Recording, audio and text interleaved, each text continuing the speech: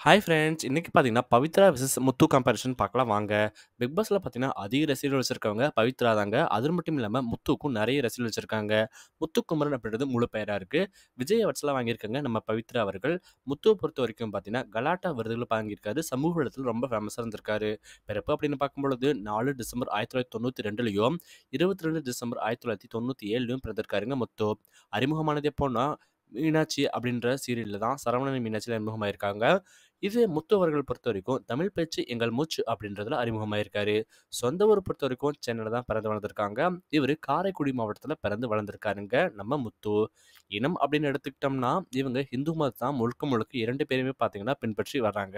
அடுத்துல ரொம்பவே ஆவலோட எதிர்பார்த்தது பார்க்கலாம் வாங்க. என்ன அப்படின்னா, வயசு பொறுத்தவரைக்கும் நம்ம பவித்ரா அவர்களுக்கு இப்பதான் பார்த்தீங்கன்னா 32 ஆகுது. முத்து அவர்களுக்கு பார்த்தீங்கன்னா 26 ஆகுதுங்க.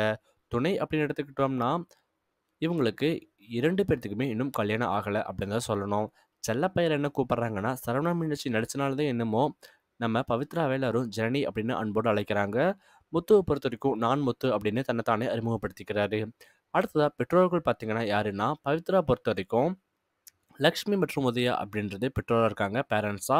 இவரோட பேரண்ட்ஸ் ஜெனிதிஸ் மற்றும் சாந்தி. உடன்பிறப்பு அப்படின்னு எடுத்துக்கிட்டோம்னா, ஒரு சகோதரர் இருக்காரு நம்ம பவித்ரா அவர்களுக்கு. நம்ம முத்து அவர்களுக்கு பார்த்தீங்கன்னா 2 பேர் இருக்காங்க.